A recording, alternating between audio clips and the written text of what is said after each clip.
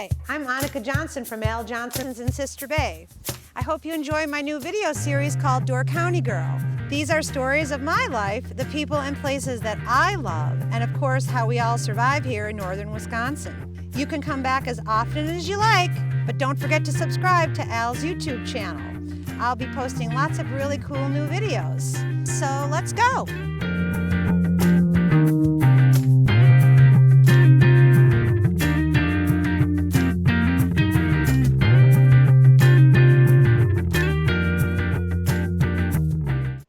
Hello everyone, welcome to another episode of Door County Girl. I am here with... It's Rolf, her favorite brother. Yep, oh yeah, he thinks he's my favorite brother. Anyway, we're back with another guessing game episode because you know what we're cooking and I don't. Right, so this recipe, when Kit said, hey, do you have any unusual recipes and stuff, and this is another, I like simple. And back in 1991, Patrick Steves, my best friend, and I decided to travel around Europe. Mm-hmm. I heard some of these stories. And before cell phones, which was a big plus. So nothing was documented. That's all in our memory. But anyhow, when we got down to in France and Italy and places like that and traveled along the coast, we'd stay at these youth hostels, and Monaco and was it Marseille is right there. Marseille, yeah. And Marseille was just gorgeous. They had this, all the movie stars are there and all the yachts and stuff, and they had this. You sure it wasn't Monte Carlo? No, you can walk to Monte Carlo. Oh. And along the ocean, along the cliffs, Okay. and that's where the youth hostel was too. It was right on the cliffs. Oh wow. There's big stone patio. And every morning we'd get up and they'd give you this coffee cup the size of this bowl, with a handle on it. And you go to this, they called a buffalo table, I think, where everybody just sat down at one spot. And then you would help yourself to hot chocolate. In a bowl like Yeah, I would sip it like I was drinking, but it was huge. Maybe they doubled it as a soup bowl later on. And some people use a spoon to eat it, but it was hot chocolate. Yeah. And then in the morning they have this rustic bread, and really thick, like an inch thick, and they'd smear it with this tuna stuff that they made. It was like tuna piccata, and all it was canned tuna and olive oil. Did Pat eat it? Pat ate anything that I was a vegetarian going into this, but at the very beginning part of it, I said if I was in a strange place and they offered me different food, I would have to eat it. But anywhere else we went, Pat would order anything I ordered. So when we got to... Okay, Pat eats nothing. But meat. But meat and Pepsi. Yeah, but when we got to, I think we went to Sweden, Per picked us up, and Ava, and they took us to a Swedish steakhouse, which are... I don't know how they are now, I don't want to offend any Swedes, but they're terrible.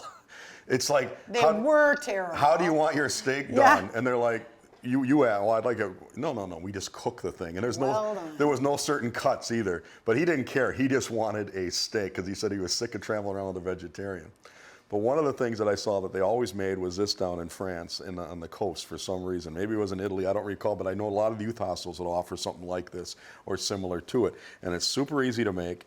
Wait, you didn't answer my question. Did Pat eat it? He ate it. Like I said, he ordered whatever He ate it. Anything that I would order or I would get, he would eat because he didn't want to go through the hassle of trying to pronounce the words. Did he like it? Yeah. Oh. He had no problem. Okay. But like I said, he was craving meat till he got back when he got You got to know the guy to understand why I'm asking the question, I guess.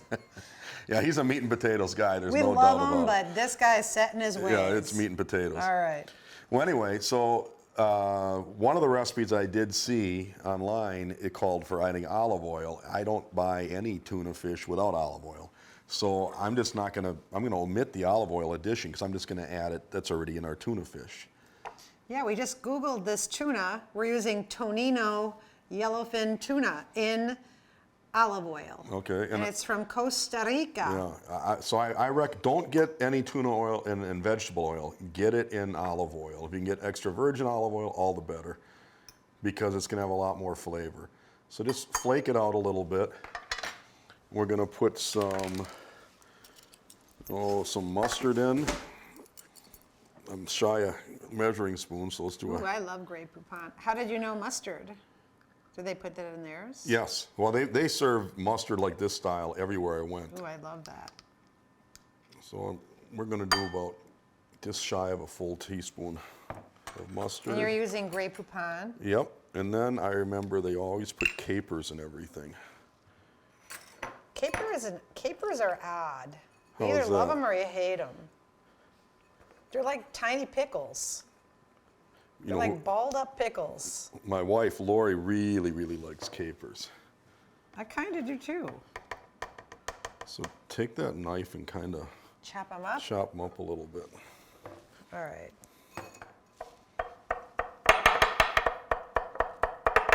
I'm going to guess it's about a tablespoon of capers. Little. Meanwhile, I'll put some black pepper in here. Ooh, look at me go. Put a little salt. You can't see it. There it is. And be careful with your salt because there might have some in the tuna already. Yeah, read the can, right? Yep. I don't like it when they season stuff with, if you're, but I suppose you'd have to read it. Okay, let's go ahead and put those in here. Okay. Just use the back of the knife and scrape them in there. Here, I'm gonna use a fork. Look at that. And then put that in there. Yep.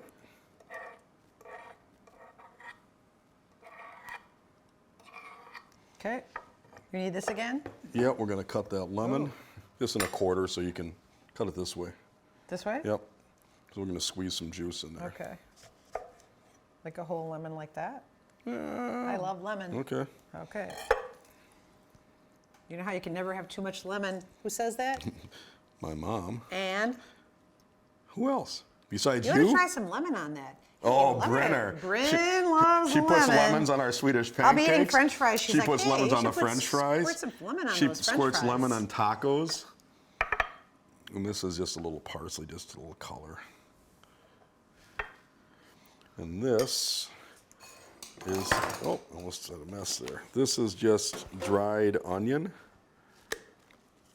And you could use Dried onions? Yeah, you could use fresh onions, but you don't need much of this because it's pretty pungent. I mean, they got a pretty strong taste. You'd think that if you were down in Marseille that they would have tomatoes in that recipe. You would think that they would have had fresh absolutely everything, but maybe because you're at a youth hostel and there's just campers and stuff there. I don't know why it is that way, but it was. Everything was like in cans Well, and jars? where we were staying, and it must be just to feed because the kids there, because it was so cheap. I think we were 25 and 24, 25 years old when we were traveling there. Are you done with this? What is this? Yep, that's just the caper juice. We're done Okay. with that. I'm the cleaner. And this, I've never seen it other than for breakfast. Like they would never eat it for lunch. I never saw See, it. now I'd think tuna for lunch, right? This is what they would have for breakfast. I don't see anything wrong with that. I eat pizza for breakfast Now, sometimes. an American, I would say, look at this and say it needs salad dressing or mayonnaise. Because everybody puts mayo. Well, in it looks like everything. tuna salad. Or ranch. would- Don't ruin it with ranch. Oh my God. I would be putting, if it were me, I would be putting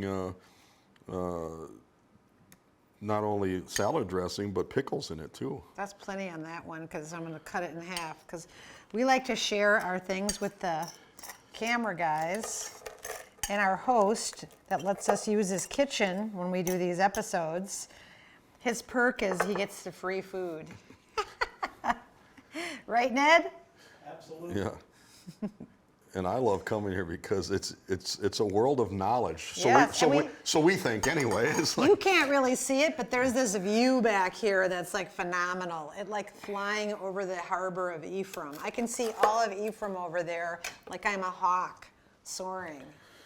okay, so now you might want to add some pepper and salt, but I would try them first. Okay, well I gotta stop.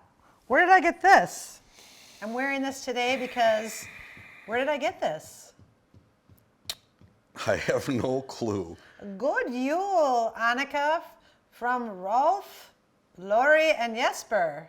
Oh, I gave you that? Yeah, you gave me it for Christmas one year. Wow, what a great guy I am.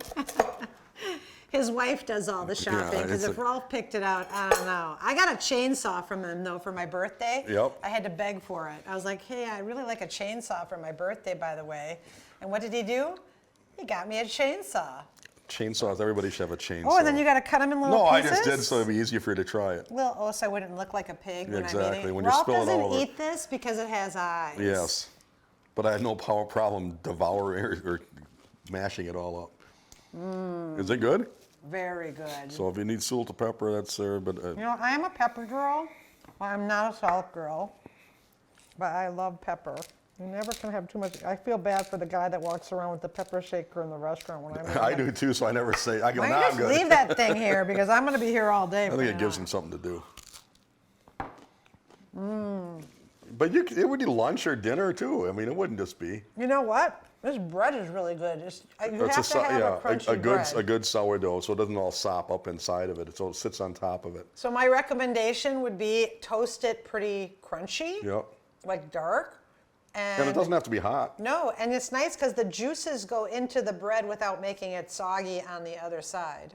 It's a good, simple sandwich. It's very good. And you know, and most of these things, actually all of these things, I think you could take unrefrigerated too if you had to. I suppose you could try any tuna. mustard too, right? Yeah, I just know that, well, maybe because it's Grey Poupon and it's with French wine. I don't know, but that's what I always use. Okay, well, this is fabulous, and I am in love with tuna anyway. Right.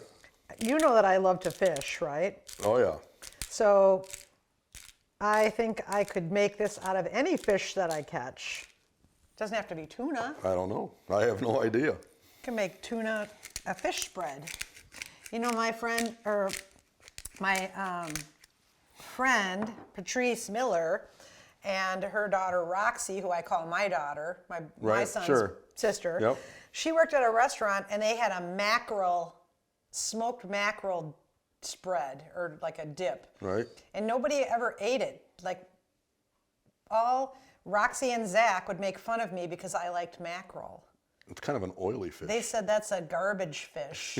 And I'm like, I love it. So every time I'd go where she worked, I would stop at their little seafood counter and get a thing of the mackerel, and they'd be so grossed out. Mackerel was always a fish that was in the cartoons when we were little with the crossed out eyes. I know, but when they put it into the smoked dip or whatever they make it, it's fabulous. And then I wonder where the holy mackerel comes from. I wonder where it comes from. Holy mackerel. Anyhow, so you enjoy this. It's simple to make, right? You saw in the ingredients. Yep. And again, it's really good. It's better than just tuna sandwich with mayo. You're not missing the mayo? I'm not missing the mayo. Perfect. I'm not a big mayo person. Perfect. And yeah, so it's another great item that you can have. And you can serve it as an hors d'oeuvre too. Cut them in small little slivers, put them on a plate like that, and you could easily just be an hors d'oeuvre as a pre-dinner party or something like that. This is really good. Oh, good. I'm glad you like it. Good recipe choice, Rolf. All right. Too bad you're not enjoying it the way I am. No, I'm enjoying the fact that you're enjoying it, and I didn't have to taste any of it. Yum, yum, yum, yum. Because it's just kind of a crapshoot when you add the ingredients and you don't eat it, you know. You've had it before. I had it before. So you're all right. Yeah, and I'm tempted, but okay. I'm good. Well, that's good. Anyways, I was going to say, Zach would take mackerel along for chum. I'm like, hey, can I have some of that mackerel? Yeah, no, God. We were chumming sharks. All right. Well, thank you, everybody, and thanks for this yummy lunch, Rolf. You're very welcome. We come to another end of our episode of Door County Girl. Yep, and don't forget to like and subscribe at the bottom of the page for keep some you more posted, tasty food items or drink items. I missed the drink item, by the way. Yeah, you're gonna. You should watch the episode or get a copy of it from Kit and then make that one. Cocktail. Okay, I'm gonna make. And you only need one. I have to have it at the end of the day and have Kit make me one. 2 would be fabulous, but 1 should do it. Oh, I think I'll be okay with 1. Anyway, hey-do, everyone. Hey-do. See you next time. This is for Bill and... Yeah, those cut them in smaller pieces so they're more manageable. These are really good. These are really good. See how crunchy they are when you're cutting them? Thanks for watching Door County Girl. Don't forget to subscribe, and we will see you next time.